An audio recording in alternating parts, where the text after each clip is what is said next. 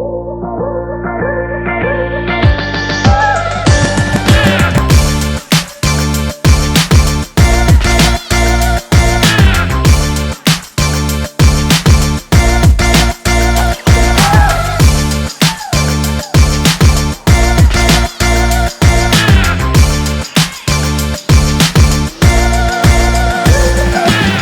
oke guys, jadi sekarang kita udah berada di depan lemari prestasi dari perkumpulan Kongcubio nih.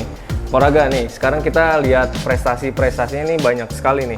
Ini emang Kongcubio itu pernah ikut kejuaraan di mana aja dan tingkat apa aja sih kalau boleh tahu?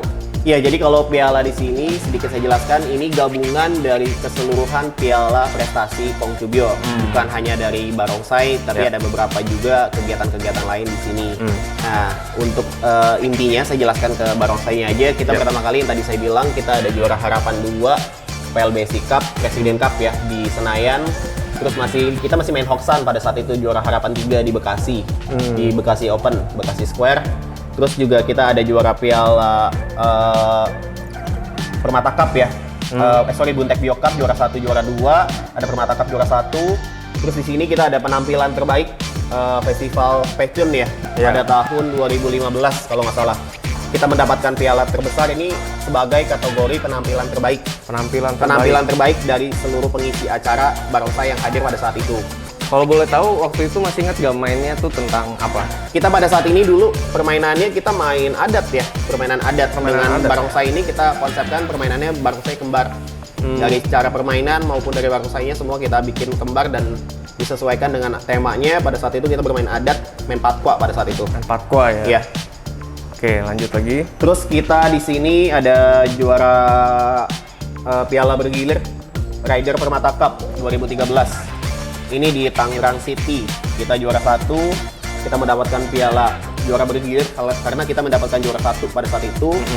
Terus juga ada piala internasional, cuman posisinya di dalam ya. Internasional itu by invitation atau kayak gimana sih?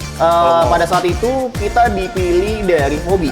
Dipilih? Ya, jadi mungkin dari hobi mengadakan pertimbangan beberapa tim-tim terbaik yang sering ikut bertanding untuk mewakili Indonesia menghadapi tamu-tamu dari luar sebagai penantang dari kategori pertandingan tradisional ataupun tonggak.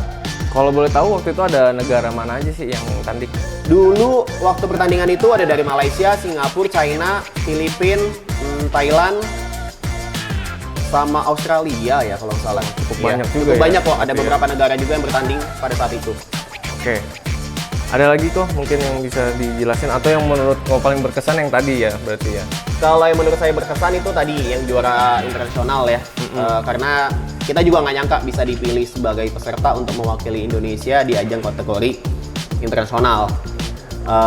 Dan juga beberapa juara juga 1-2 ini kita biasanya kalau untuk kategori pertandingan tradisional kita biasa turun 2 tim A, tim B. Nah, untuk beberapa kesempatan kita juga memenangkan juara 1, juara 2 pada pertandingan lokal, daerah ataupun nasional. Berarti udah ada yang tingkat daerah ke Jurda, ada yang tingkat nasional. Kita bertahap lah. Jadi semua kita naik tangga dari satu persatu, yaitu dari artian dari lokal ya, lokal, daerah, terus sampai nasional bahkan internasional. Gitu. Keren sekali ya guys ya.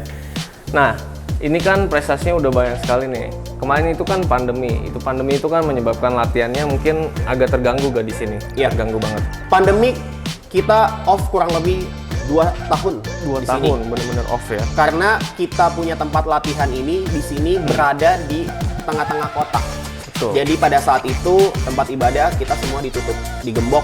Jadi memang tidak boleh ada kegiatan ya, karena pada saat itu ada PPKM itu. Ya, betul. Nah, dan juga beberapa teman-teman kita juga banyak yang terkena juga terkena COVID. Jadi pada saat itu kita off-kan dulu latihan atau kegiatan rutin yang ada di Kongcubio ini. Ya.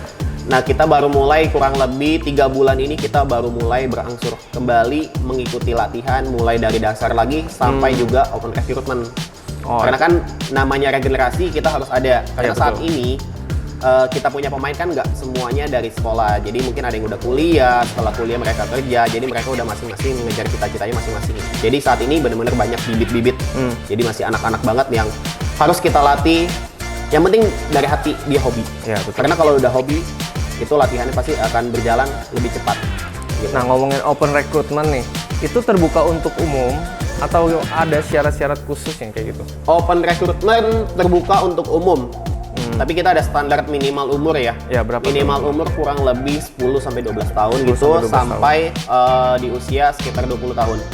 Oh, sampai Ya, sekitar 20 jadi kita karena gini, kalau terlalu kecil juga kita bingung mau ngelatihnya karena secara dari powernya pun belum ada. Ya, betul. Jadi kalau anak kecil ya lebih ke main-main sih. Makanya kita kenapa mengedepankan umur karena supaya dia juga bisa maksimal latihannya di sini. Terus juga kita di sini meskipun tempat kita bernaungan agama Konghucu atau kelenteng di sini, tapi untuk open recruitment kita tidak memandang agama atau suku ras golongan tertentu. Jadi semua boleh. Jadi ya? semua boleh ikutan. Jadi kita juga ada beberapa pemain juga yang mohon maaf yang menganut kepercayaan Muslim. Lain, Ya, Muslim, Kristen. Itu juga ada beberapa pemain kita yang seperti itu. Karena mereka hobi. Di barongsai ini kan udah jadi olahraga ya. Dan sebutannya untuk pemain barongsai saat ini udah atlet. Atlet ya. Iya, jadi betul udah ya. bukan si pemain barongsai lagi. Gitu. Nah, mungkin target ke depan nih yang ingin dicapai dalam pertandingan ada gak nih kira-kira? Target kedepannya ini kita belum ada sih, Belum. tapi kita sekarang pada saat ini fokus ke pembibitan. Bibitan ya? Ya, karena sebagian besar pemain kita ini udah berangsur Dewasa. udah dewasa, ya mereka mempunyai tanggung jawab dan kepercayaannya masing-masing. Jadi mereka juga udah fokusnya kerja sih. Iya. Makanya kita dari dulu di sini basicnya memang hobi. Jadi ketika mereka ada keinginan untuk misalnya menjadi menikah atau bekerja yang lebih baik lah, ya itu udah hak mereka. Makanya kita lebih ke pembibitan, fokus regenerasi supaya nggak terputus.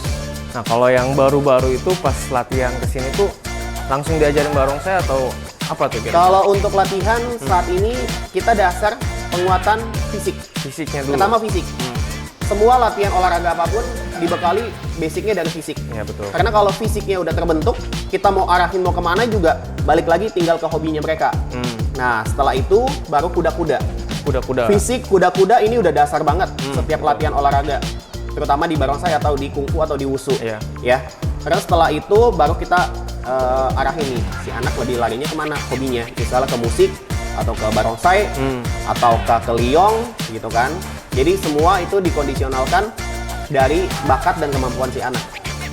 Kalau itu nggak terbatas laki-laki aja kan berarti? Enggak, kita ada pemain perempuan juga. Pemain perempuan Betul. juga ada berarti ya di sini? Betul, ada cewek ada cowok. Ya, kalau perempuan itu lebih diarahkan kemana biasanya? Kalau perempuan saat ini lebih diarahkan sebagai pemain musik ya. Pemain musik? Pemain musik dan pemain naga sih, Pemain terutama naga, pemain ya. liong iya. Karena kalau untuk di barongsai kebetulan fisiknya kan memang harus lebih kuat, terutama di aliran Patsan ini harus lebih karakternya lebih tegas ya. Iya, iya. Jadi mereka saat ini lebih berlatih ke fokus ke musik kalau untuk karakter yang pemain perempuan ya, di musik atau di naga. Nah, kalau menurut Koko sendiri sebagai pelatih nih, ada barongsai, ada liong. Kesulitannya masing-masing tuh apa biasanya? Barongsai sama liong.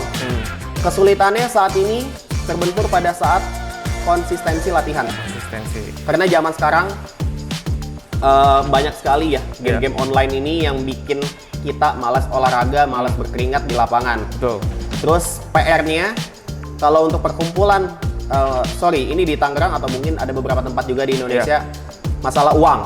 Oh, uang. Yes, di sini paling sensitif banget masalah uang.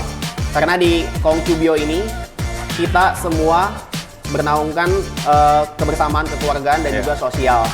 Jadi memang terkenal banget kalau di Tangerang Kongcubio ini memang istilahnya bukan bermain barongsai untuk dapat uang. Ya, betul. Jadi memang kekeluargaan di Kongcubio ini rekat bukan karena uang. Karena kita di sini kebersamaan ini ya adalah tetap kita dapat angpau, tapi pada saat event-event tertentu misalnya Imlek, setelah Imlek kan ada Cap Gome. Nah ini pendapatan penghasilan angpau ini juga dihitung dari keaktifan dia latihan, keaktifan dia pentas, dan juga kedisiplinan dia pada saat di lapangan ataupun di luar lapangan. Gitu. Nah, jadi buat kalian nih yang mau gabung ke perkumpulan barongsai dan liong Kongcubio, kalian bisa langsung aja gabung. Caranya gimana kok kalau mau gabung? Ya, jadi kalau mau ikut latihan barongsai di Kongcubio, datang aja bisa langsung ke Pasar Lama di Jalan Kisah Maun nomor 145. Bisa langsung datang ke sini, hubungi pengurus tempat, bilang aja daftar mau latihan barongsai. Atau menghubungi Instagram atau sosial media kami. Itu Nanti Instagramnya bisa ada di bawah ini. Ya. Gitu. Nah, itu jadwal latihannya setiap kapan? Ya, jadi latihan barongsai ini kita seminggu ada 2 kali di sini. Yang pertama hari Kamis jam 7 malam sampai jam 9 dan juga ada hari Minggu Hari Minggu ya. Minggu ini biasanya kita mulai dari jam 5 sampai jam 8. Oke. Ya, tapi ini kondisional. Ketika ada pertandingan atau ada event, kita bisa latihan tambahan. Jadi untuk latihan rutinnya seminggu 2 kali. Oke, jadi kayak gitu ya guys. Kalau kalian mau ikut bisa langsung datang sini atau kontak Instagram di bawah ini, seperti itu.